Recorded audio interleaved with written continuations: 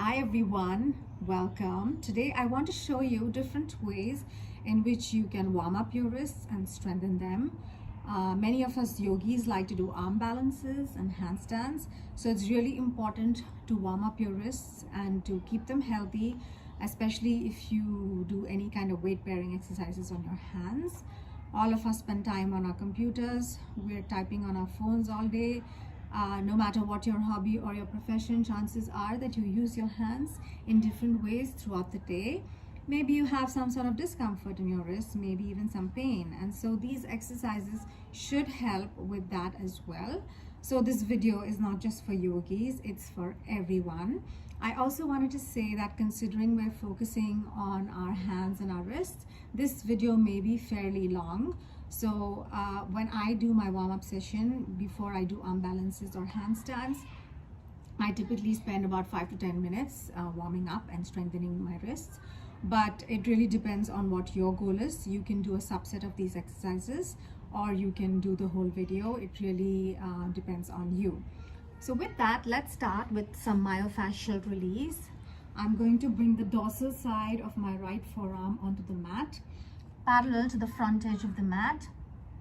Bring the right knee in and slowly start massaging your forearm from the elbow side all the way down to the wrist, and go up and down slowly, applying gentle pressure.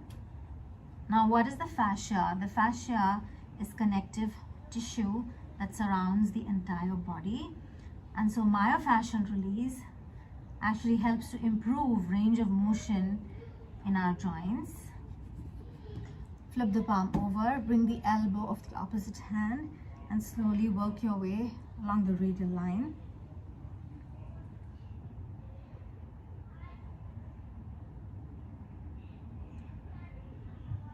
Now, if you find this uncomfortable, your elbow, you can even take a tennis ball and slowly start,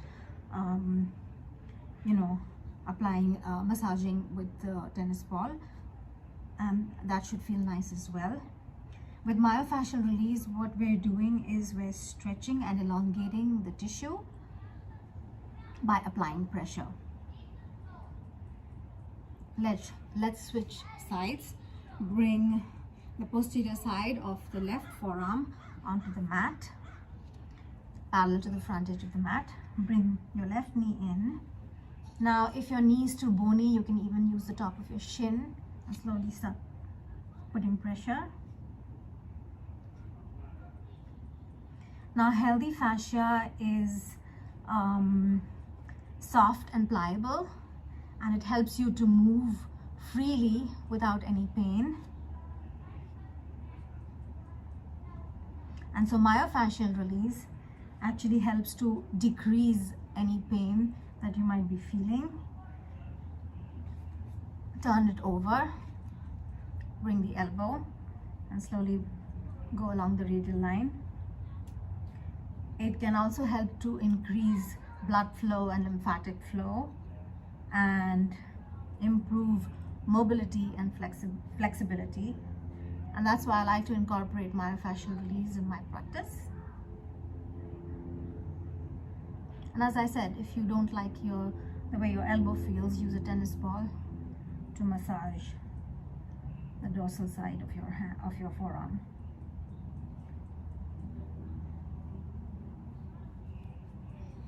Before we move on, I want to talk about wrist flexion and extension. Come standing up in anatomical position. This is anatomical position. Your feet are facing forward. Your palms are also facing forward.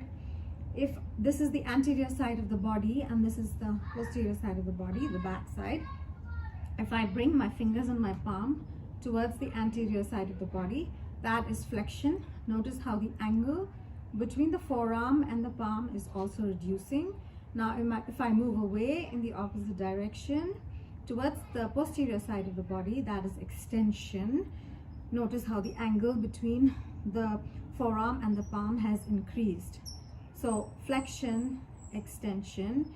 If I bring my arm this way, extension, flexion, extension, flexion. Hopefully that's clear.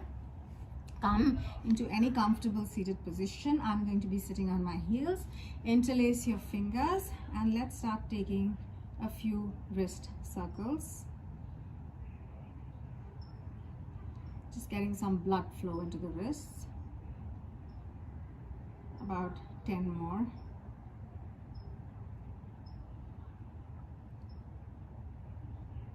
Five, 4, 3, 2, 1. Reverse direction.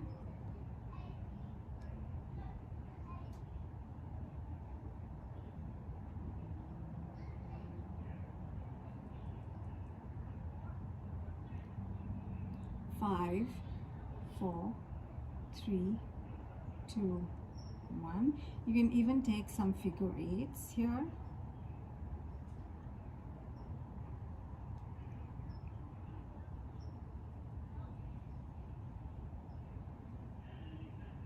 Just warming up the wrists and getting some blood flow into them. And 2 more. 2, 1. Pin your elbows into the side of your body and point your fingers down. Now the forearm has 2 bones. The ulna, which is along the pinky side edge of the forearm, and the radius, which is along the thumb. So radial deviation is when we move our wrists and our fingers towards the radius, which is towards the thumb. And ulnar deviation is when we move our wrists and our fingers towards the ulna. So let's work on that. Outstretch your palm. Your pinky fingers are facing each other. Move your fingers away towards the thumb, radial deviation. Lift up towards the middle and down. Sideways, up and down. Sideways, up to the middle and down. Turn your palm over so that your thumbs are now close to each other and facing each other. Move your thumbs away from each other. This is ulnar deviation. Lift up to the middle and down.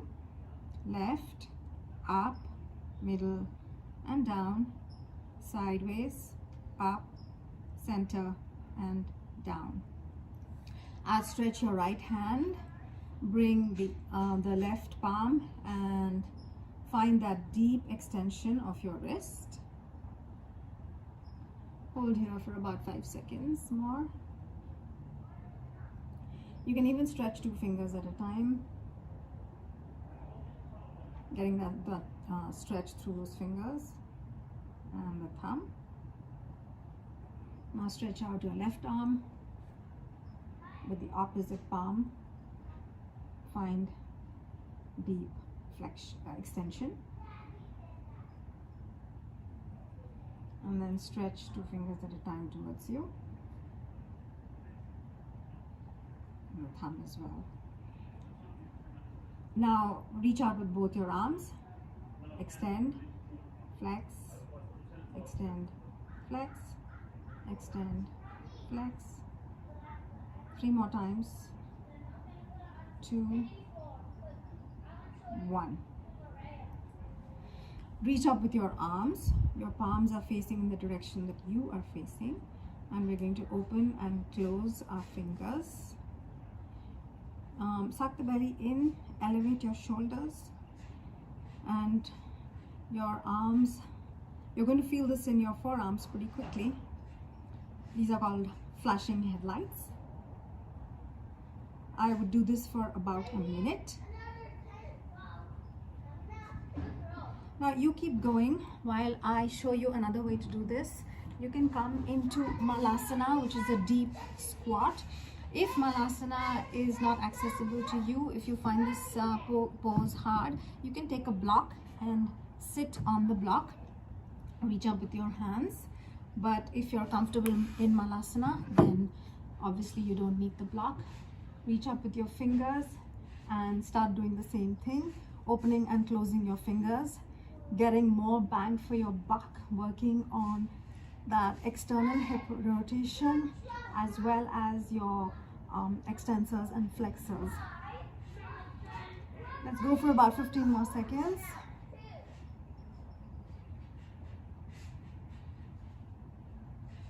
5, 4, 3, 2, 1. Oh, I really feel this in my forearms. While we're in Malasana, lift your butt up, thread your forearms through the angle of your legs, and then sandwich your forearms between the back of the legs and the backs of the thighs, like so, so that your hands, you're able to open and close your fingers. And that's what we're going to do for about 20 times. 1, 2, 3.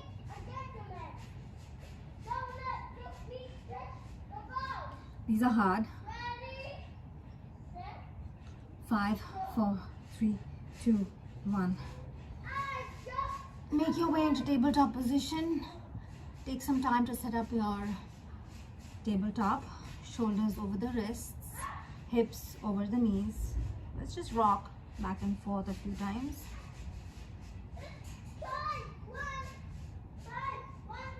Let's take some circles over here. Make sure your spine is neutral and that your shoulder blades are broad. 5, 4, 3, 2, 1. Change direction.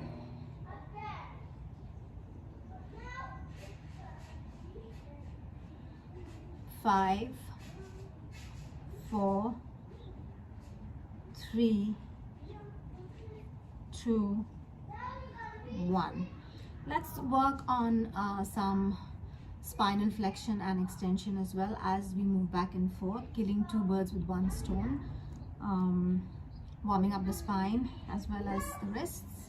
Lean forward, lift up, chin up, gaze up, lean back, chin to chest.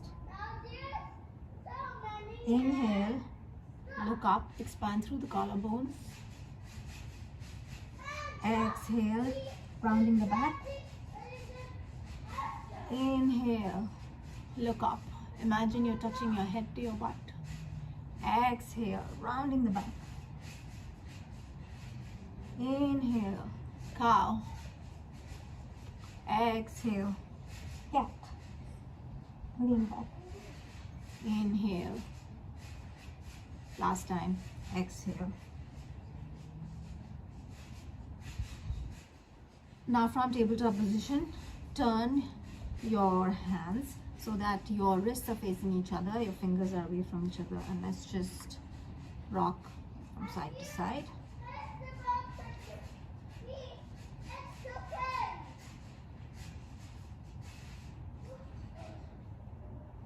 Two more times. Extend your legs and come into plank pose. Suck the belly in. Your shoulders are over your wrists. Your shoulder blades are protracted. And let's just stay here for about 10, 9, 8, 7, 6, 5, 4, 3, 2, 1. Lower down slowly. Turn your hands so that your fingers face each other. And let's just take these push-ups. 10, 9, 8, 7, 6, 5, 4, 3, 2, 1. Make fists with your hands and open your palms and fists. Open, close for 9, 8, 7, 6, 5, 4, 3, 2, 1. Turn your hands so that your fingers are facing your knees, your palms are on the mat, and let's just rock back and forth again a few times. You can even sit back on your heels and then just feel that stretch. It's okay if the heels of your hands lift up. And now once again, come into plank pose. You can rock back and forth if you like, or hold it. Belly is alive, strong through your shoulders, pushing down with your hands. Pull up on the kneecaps. 5, 4, 3, 2, 1, release. Now turn your hands so that your palms face up and fingers are towards the knees. Again, you can go back and forth. Actually, before we do that, I wanted to show you one more thing. When your palms are on the mat and your fingers are facing towards the knees, you can even slowly start lifting your fingers up off the mat. A few times here.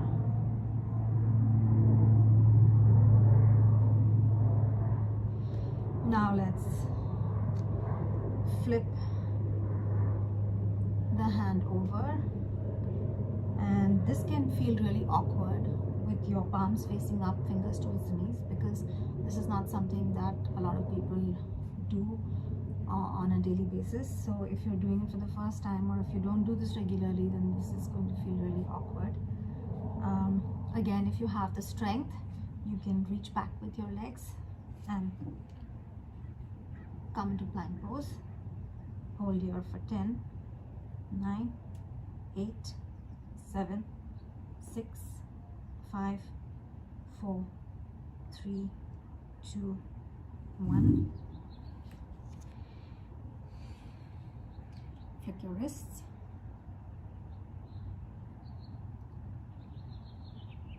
That's quite intense. Now let's do the same thing. Palms facing up and fingers towards the knees, and bring your knees onto your palms. Lean forward. If you can, bring your feet up, and if you're up for an additional challenge, lift the left leg up, extend, slowly set it down, lift the right leg up, extend, and set it down, release. I like to bring the backs of my hands and then just like do this circular motion a few times. You can even go the opposite way.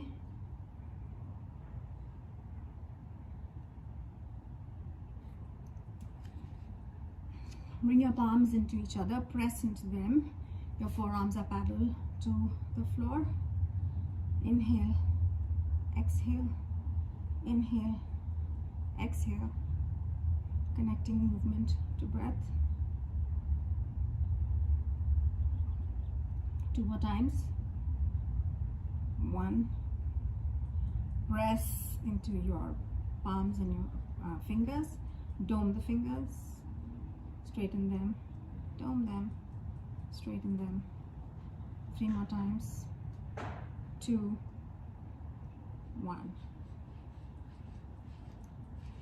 Let's come to standing position. Your feet are skeletal, hip width distance apart, and let's do Pada Hastasana. So Pada is feet and Hasta are hands.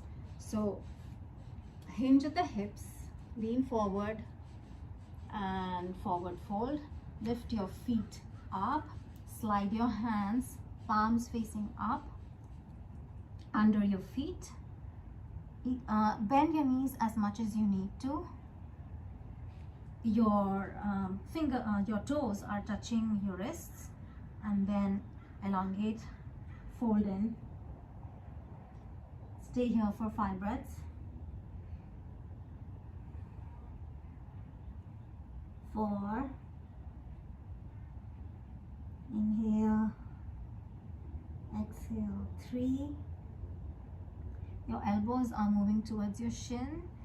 Your scapula are broad, so don't retract them, but protract your shoulders. 2 and 1. Come onto your fingertips. Inhale, exhale, and go the other way. And bring the palms onto the mat. The toes are still touching your wrists. And then fold forward. Fold into your legs. Stay here for as long as you like, pushing more weight into the front of the toes rather than the back of the feet.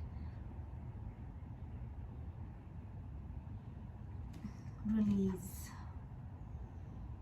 and come up slowly. So that concludes our wrist conditioning. I really hope you enjoyed this video, and I hope this video, the exercises that I've shown you, help you. Thank you for watching.